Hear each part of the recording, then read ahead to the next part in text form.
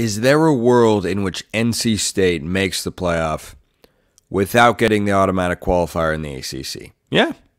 Yeah, there's a world. I don't know if it's the most likely world. You ever hear the multiverse? I'm sketchy about whether it is either A, real, or B, a great path for Marvel to pursue in the post-Endgame era. That's a different conversation, though. There are a variety of universe outcomes in which NC State could wind up in the playoff without making the ACC title game. If they were to go 10-2 with losses to, say, I don't know, a Clemson, for instance, who they have to play on the road on September 21st, and somebody else, they stumble against like a Duke or a Georgia Tech or a Wake Forest maybe. Spencer, how could they then get into the playoff? I'll tell you how. September 7th against Tennessee. That game is being played in Charlotte, North Carolina. Neutral site game, I believe. And it's funny, when you go, no disrespect to Western Carolina here, but a little bit here from the NC State website. You go and look at their schedule. They've got a countdown to the Tennessee game. It's not their first game of the year. Western Carolina is.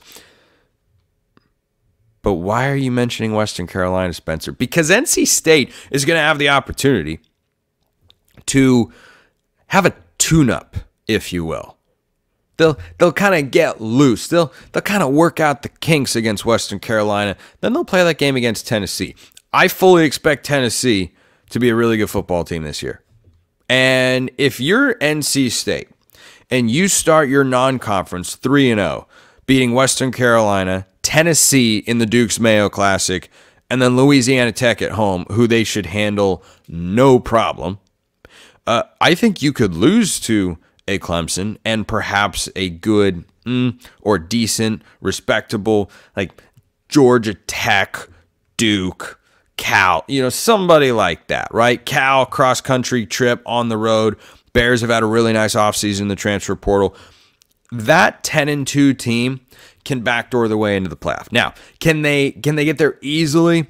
Is it something that's readily attainable? No, it certainly is not. However, if you have that win against Tennessee, I think that is a win that could look better and better over time. This is going to be one of the biggest non-conference games in terms of the playoff for anybody, because NC State and Tennessee are both teams that have a path to the playoff. Tennessee could get in the college football playoff without winning the SEC. I think the SEC is getting in at least 3, probably 4, maximum 5, but 3 to 4 teams from the SEC feels like the right number. The 2 teams that play in Atlanta for the SEC title game, the third best team in the conference, which could very well be Tennessee, and another team, if they're sitting at 10-2, it's possible. But if you're a double-digit win team in any of the power conferences, there will be a conversation. There will be a discussion. There will be a debate about whether or not your resume matches up with what is required to get into the playoff. And here's the other interesting component that you have to consider. We do not know how the College Football Playoff Committee is going to evaluate teams in the 12-team era. We haven't seen it yet. We have not seen it yet. And so because they have more at-large berths to hand out, what you are then going to have is a determination of how they factor in conferences and strength of record. Because you are not where your record says you are all the time. Sometimes you are to the committee, and sometimes you're not. And that subjective nature that everyone got really peeved about in the 4-team era, and we need to make a change, it's just going to rear its head once again in the 12-team era. That's a reality. But 10-2 SEC or 10-2 Big 12, they are not locks to make the playoff. 10-2 SEC, 10-2 Big 10, I have a hard time seeing them getting kept out of the playoff. But if NC State were to beat Tennessee, lose at Clemson, and lose one other game, and so you'd have 2 ACC losses, don't make the conference title game, and say Clemson gets there to play, Miami or Florida State who have 1 loss, and you're just kind of sitting there. Look, It's not the strongest schedule in the world, but a win against Tennessee could hold up over time. It could look really good as time goes on. And so if you're the committee assessing a 10-win NC State team with a win over top 15 maybe,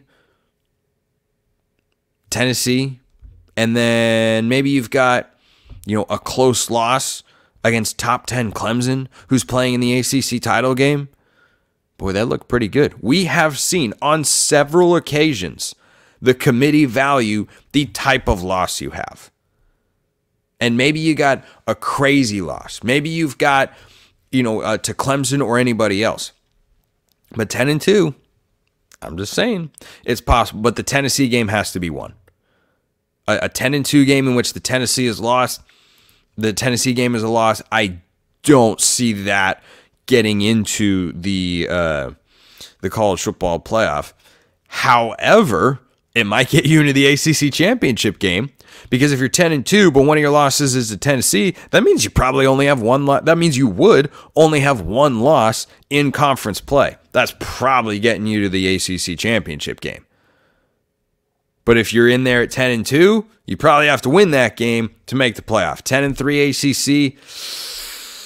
Oh boy, I don't know if I can see it. I do not know if I can see the committee putting a 3-loss ACC non-conference champion into the playoff. That'd be a pretty tough sell. But 10-2 in the Big 12 of the ACC, you're going to get a look. You're absolutely going to get a look. You might need other things to break your way. You might need a certain team to lose. You might need an upset to be pulled. But guess what? Here's something that I've talked about before during college football seasons. Help is often given to those who hold their own. Think about Ohio State a couple of years ago. They made the playoff. How did they make the playoff? Not by winning a game. They lost to Michigan. They were 11-1. They were not playing for a Big Ten championship because the Big Ten had divisions, and I'm glad those are gone because they're completely and utterly ridiculous. The same logic should apply to automatic conference berths, but hey, that makes too much sense. Ohio State had won their previous 11 games. They lost to Michigan, and then they got some help from the good old Utes of Utah, who promptly knocked USC out of the college football playoff, which goes back to a take I had earlier on today's show about Lincoln Riley. He was this close. He was one game away from getting USC to the playoff in his first season at the helm. I think USC is a prime bounce-back candidate this year, even going into the Big Ten. And I think NC State has got more than one path to the playoff. Let's talk about FanDuel. It's winner take all time in the NBA and NHL, and FanDuel's giving you a shot to bring home a big win of your own. Right now, new customers get $150 in bonus bets with any winning $5 bet. That's $150 to bet on spreads, money lines, player props, and more. You can get your college football gambling fix as well. Here's what they've got at FanDuel. Everything your heart desires, frankly. Win totals, make the playoff, miss the playoff, conference championship odds, national championship odds, Heisman odds, individual games, everything you could possibly want. It's all over there. Go check it out. Even if you're not trying to gamble, there's just a lot of stuff. There's a lot of stuff to look at, a lot of information over there. Colorado minus 8.5 against North Dakota State. Is that a trap game? I don't know. Maybe I'll talk about that on an upcoming episode of the show. Visit FanDuel.com/lockedon. Make every playoff shot count. FanDuel.com/lockedon. FanDuel, America's #1 sportsbook and our official sportsbook sponsor here at the Locked On Network.